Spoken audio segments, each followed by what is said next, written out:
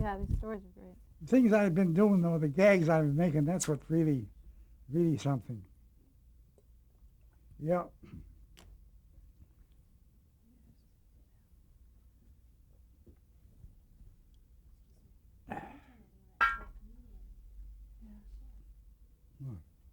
Oh, the thing is, if I could reread some of the stuff in those articles, I could tell you more things that would remind me of things. That's what I should have done. That's all right. You're doing fine. Okay, we were continuing with the names. I'll throw one out here. How about Robert Kintner, head of ABC? I Did you I ever? only have I don't want to talk about it because he was no good for television. I didn't know him, didn't have nothing to do with him, but everything that was wrong at ABC was wrong with him. He was the one that created. He wasn't the executive, in my opinion. How about Les Brown? What can you say about Les? What can you say about my pal? What can you say about a guy who's as human and normal as anybody could ever be? With his crew, with his band, with his brother, Stumpy, everything else. And he and I, we were just as we should be, co-workers on these tours, little gags all together. We did little gags once in a while together, and that was it. But Les is, like all the rest of them, a real person. People should know more about Les because he is a great, great man. And he's in his late 80s, too. You can talk to him about me, too. Mm-hmm. And then my name is Stone, his contractor, is a great friend of mine. Butch Stone, and he's now a contractor with Les. How about Red Skelton? I had very little to do with Red. The only things I had to do with Red Skelton was working with the Bob Hope Show. And he never gave me one bit of problems at all. The other gags he wanted, we did. They were a little outrageous at times, but they were easy. And Red did his own stuff. Red was really what do you call it? A real artist. But I had very little to do with Red Skelton. But although he worked at NBC for a long, long time, I wasn't with them at that time. But he had a show on NBC. I would love to have worked with him, but no, didn't do it. Fred McMurray. Oh, this is a story about Fred with the Roberta Show. Fred was a saxophone player in a band called the Californians. They were in the show. One day, Fred comes down. He says, I gotta go to Paramount Studios over in Long Island. What do you got? They said, what for? He said, well, they want to test me. He says, but I don't have a hat. What do you want a hat? He said, I want those high hats. I gotta have a high hat, dressed up hat. So Bob says, he says, I got a hat, but you've got to bring it back to me. Don't lose it. So Fred said, all right. So Fred went over and took his test over in Long Island at the Paramount Studios. He came back the next day and he says to his boss, what was his name? Bob, who owned he owned the Californians, the band. He says, you're going to have to get another man in my place. He says, why? He says, Paramount wants me to go to the West Coast right now. And that's what happened. And Bob says to him, where's the hat? And he had the hat for him. But that's how he got the job. And he didn't stay on the show one day after that. They had to get somebody else, a substitute player for him. And that's how Fred McMurray got him. I did a show with him and Bob, but I can't recall too much about that show. It was one of those quickies, but it was a Colgate show. Larry Gelbart. Who? Larry Gelbart, a writer for Bob Hope. George Hope.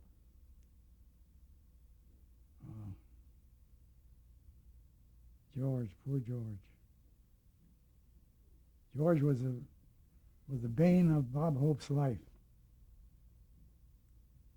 George was like Bob, only better, nicer. No, he and Jack were about the same. Now, if you know, he was a baby of the family. You know that. George was the baby of the family. The story I got from Jack Hope was that George, Bob, and Jack went to New York together. Bob loved George very much, cared for him an awful lot. And they worked together in New York. And what they did was, they did an act together in vaudeville. And the act was that Jack would sit in the box and heckle Bob on the stage. And George would write the material.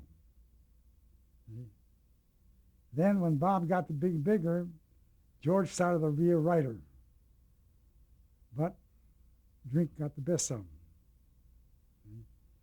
But he stayed away from Bob for years. And I know it worried Bob very much about it. But he got married, had 2 children, had 2 daughters. They're living in San Diego now.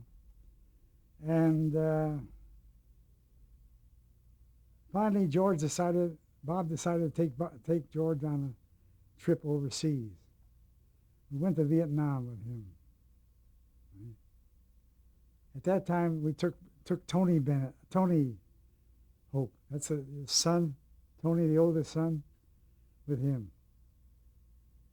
So George would hang around with me. And when we went into the very bases, you could get a drink for 25 cents, on a base, or 50 cents a drink in a base in a bar. And where would you find George? At the bar. And I used to get him, I said, George, for God's sake, would you stop this? Why don't we? Oh, well, that's all right. Everything's all right. Okay. We get into Saigon. We're going to do a show in Saigon. The military puts us up in their base, and they put us in a bunk house, in one of their bases. One of their rooms. We call the officers' quarters. So I had a room here. Bob had a room down the hallway. The other people had people there. And Jack had a room George had a room near to me. For some unknown reason, somebody came into the cabin, or what do you call it, and left a bottle of liquor on the bar, on a table. George can't sleep, so he gets up and he goes out and he sees the liquor. And he drinks the whole bottle of liquor. And he really gets drunk. I'm coming out of the room ready to go for breakfast. And he comes out and he says, "Hey, Al, wait for me. I'm going to go with you." I said to myself, "Oh boy, this is bad. This is really bad." So the secretary of the show and the secretary of the Bob Hope thing, give me one of those papers. I think of her name. I'll think of her name in a minute. That's all right. Was also in the same room, in the same bungalow with us. So she came out. She saw George. I said, "What are we going to do? Isn't that funny? Here's a woman I know practically most of my life, worked with her and everything else. I can't think of names. It annoys me awful lot." Well, I don't know. So anyways, when we went to breakfast, I snuck and got away from George. And the breakfast was in a room with Bob's Hope's bedroom at the end of the hall. And Tony's there with him. And in comes George. And in comes Bob. Bob sees George, and he hits the roof. He turns around to Tony. He says, "You take your uncle back to Japan. Get him out of here." And poor Tony had to take his uncle back to Japan to send him home. And that's the story that I'll never forget about George Hope. But he was a sweetheart of a man. He was such a guy. And Bob loved him very much. You can't believe how much he cared for him. Of all the brothers, I think he liked him the best. That's my own opinion. Well, you mentioned him early, Jack Hope. Well, Jack Hope was my father. Jack Hope was my sponsor. Jack Hope was the guy that protected me all through the years with Bob, as long as he lived. When he died, that was the sorriest moment of our lives. When he died, Bob tried so hard to save him. He had cirrhosis of the liver and nothing could be done. He attended to Boston and thought that in Boston they could save him. But he's up there in the Hollywood Hills. But Jack was Bob's right-hand man. Yeah, Jack Hope was Jack Hope. There's nothing like the Hope people. Wonderful people. People come out of nowhere and he turned out to be the greatest of them all. I had my problems with him. I was bawled out. I was treated as a member of the family, and I expected it. People said, "How can you take that from him?" I said, "Why not? We're friends." And if you talk to Bob now, he'll tell you the same thing. He'll tell you the same. Well, before we get more into Bob, tell me about Hal Cantor. Well, Hal Cantor I only knew as a writer. And Hal Cantor was friendly. Hal Cantor was with me. I could do things for him, and he would, cooperate with me, but he was mainly a writer. To get close, I was friendly with him, but not close. Yeah. How did you get his name? Through all the different shows that he was on. Oh yeah, Bob he did a lot of the. Yeah, he produced some of those. He did a lot of show writing. He didn't produce them all. He did some of them. He did some of them, yeah. Grant Tinker. Grant Tinker. Grant Tinker. He was at NBC, president of NBC. President of NBC. Oh yeah, there's a picture of me with him. Mm-hmm. I had not very little to do with him. In fact, I had very little to do with anybody up there in that upper echelon. Other people did, but I didn't. I was actually Grant Tinker, not at the parties we used to talk. But yeah, I mean, it's just business. That's all. Dolores Hope. There she is over there. Mm-hmm. What can I say about her? The sweetest lady that I ever knew. She'll tell you the same thing. In fact, when we took the picture, I gave her a picture of that I got over there. And she says, "Well, aren't you going to autograph it?" I said, "What for?" I said, No. She says, "You got to autograph it with love." And she has a picture at home, framed like I have mine here. Oh no, Dolores is. I'll tell you, you can't go into the intimate things about these people, about the Hopes. But if there was a woman loyal to a man and who took care of a man the way she did and went through what she had to do with him, what he was on his trips, on his egos, on all his other things, his pictures and things, where he had to go. I don't know if any other woman would do what she did for him. And she deserves everything she gets now from him. And I'm very happy for her and Linda. You want to say anything about Linda, their daughter? Same as I said about her mother. Well, why don't you talk to Linda about that? Linda's the one who can tell you more than I can. What she thinks of me. And I've done things for her, and I think she's a wonderful girl. I knew her before she was married. In fact, I think there's a picture of her. Yeah, I got a picture of her husband, and the baby, who's now a grown man and working for them. Well, any final comments about Bob Hope before we end? How can you talk about a legend? How can you talk about anybody that has created the fantastic, all around the world, friendships that he has created? There's all kinds of things, especially about with the GIs. His relationship with the GIs is fabulous. In fact, we were in a show in Okinawa, and all the generals sat down in the front row, had the best seats in the theater. Bob stopped the show, moved all the generals to the back, and brought the GIs down. That's the kind of Bob. That's Bob Hope. And some of the generals hate him for it, but they all admire him. They all have to give in to him. And it's a shame what had to happen to him now, in late in life, because he's such an entertainer. He's such a. But one thing between him and I, family. Just say family. That's all. That's just about the way it is. Great. Well, Mr. Borden, thank you so much for this interview. It was a pleasure. Oh boy. Thank you so much. 6 o'clock?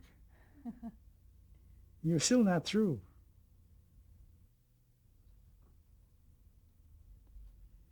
This is a show we did with, you know, the thing about margarine with the king, being made king. When you, this margarine is the king of all margarines. Well, this is one of the scenes I had with Bob Hope in The Crown. The Crown was the idea of crowning him for the margarine. It was a gag.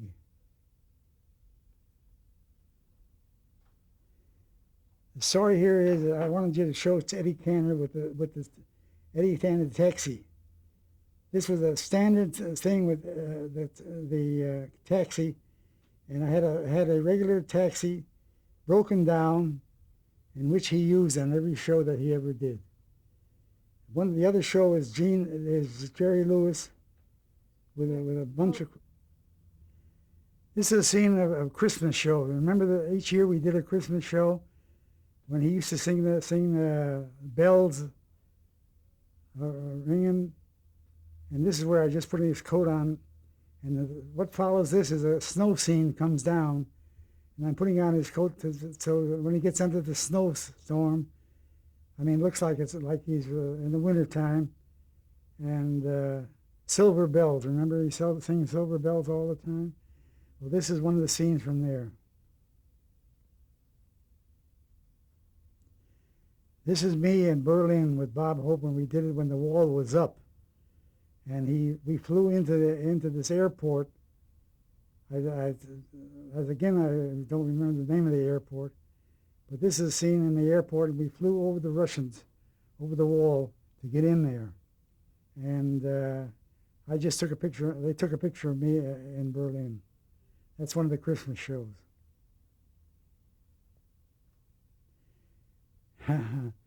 This is one of the strangest things I've ever done. This was a prop that was given to me when I was overseas with no prop house near me, nobody to do anything with me. And all they wanted was a coconut that wouldn't break.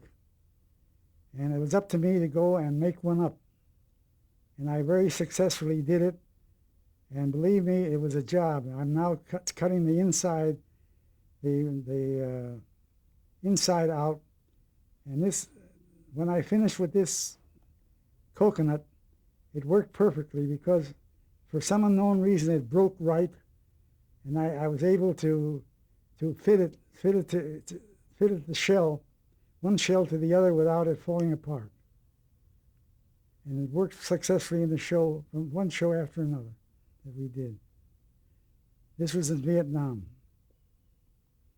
with the big red, in the base of the big red. I can't think of the name of the big red. Oh, Ray Branning would know all that. This is Bob Hope's overseas crew. The people you see in here is I'm in the center. I'm on the right of Bob. Johnny Pollock, who's an advanced man, has been with Hope for many, many years as a sound man, is on his left. Sil Carancini, who later became production manager at the Bob Hope office, is in the back. He's passed away. The people on the left are publicity people. What's not here is the electrical crew or the cameramen, the film cameramen that are not are part of our crew, are not in this picture. This is an award dinner that's being given to me by Dick Welch, who was the vice president in charge of the West Coast after Tom Sarnoff. And we have been very close friends for all these years. In fact, Dick and I worked together as prop men on local television when I first went to NBC, and I still go to luncheons with him. He can't see now; he's almost blind, but he's retired. Well, here's a picture. The man in the middle, whose name I can't recall at the moment, is the guy that hired me at NBC. The man on my left is Tom Sarnoff, a good friend, a mentor, and I wish the best for him and his family. But that's the guy who really, they were the two guys who really put me in NBC. No, I was NBC before Tom became vice president there. No, that's the truth. But we're still close friends, as you well know. Isn't that funny about names? This is Grant Tinker, the president of NBC West Coast. And I'm with him at an award dinner. Of the many dinners we had and the family feeling we had and the closeness of all the employees of NBC, this man was one of the friendliest we ever had that headed the company. And it's just too bad that it's not the same today. Lucy, what can anybody say about Lucy? This picture was taken on the last show she did with Bob Hope. In fact is, I think that show is what made her ill, gave her the heart problem. But Lucy and I have come from the same neck of the woods, Chautauqua County in New York. She comes from Jamestown and I come from Dunkirk. And we always worked together on that basis. I never did any of her own shows, but I did the shows with Hope with Lucy. We always talked about her family, her grandchildren, and her happiness in life. Not very much as we talk about Lucy, about her first husband. That's one problem, one question we never ask. Well, this is a picture that's really to be taken. You talk about color. Here's two of the nicest men I've ever met, two of the nicest people I've ever worked with. The man on the far right of me is my boss. He worked on the Johnny Carson show as a carpenter. He's still on the Jay Leno show today. We're still very great friends. The man on my left is Gene Patton. Gene just retired from NBC last Friday after 28 years with the company. I had him as my assistant on shows like Hollywood Squares and on several other shows. But the last show he had was a Tonight Show, of which he just retired.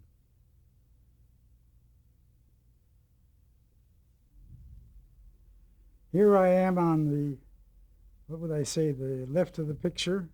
Next to me is Floyd, who used to be the shoeshine boy. He passed away at NBC, but he was with NBC for over 40 years. And he worked with all the stars, shined all the big stars in their shoes. In fact, Frank Sinatra gave him a $100 tip in shining his shoes. Jay Leno is just coming onto the show now, and Gene Patton, Gene the dancing machine is on my right, and Lloyd Priest is one of the workers on the show.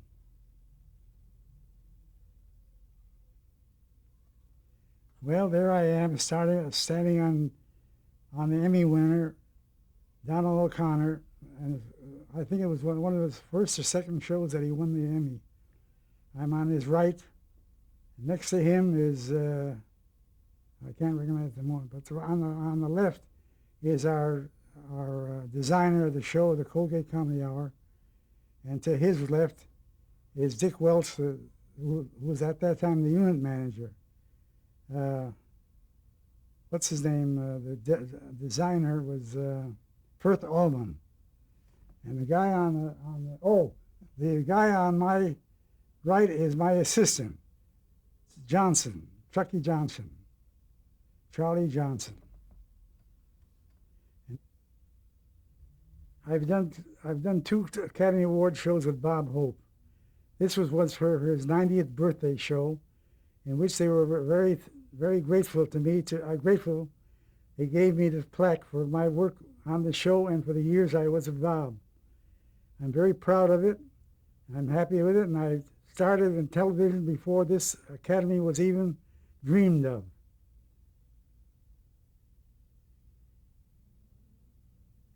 Well, here's the old man now. 45 years in one job. A job I never dreamed would last that long. And I've enjoyed every minute of working for NBC. I have no complaints. This is my plaque that they gave me for my service to the company, along with all the other gifts that have been given to me through the years. God bless NBC.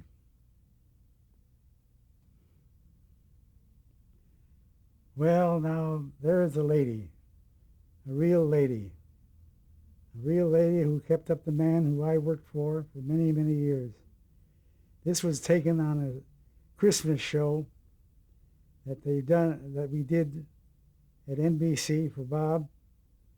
And when I asked her about the picture, she said, it's with me. The most lovely lady I've ever known. This is Dolores Hope.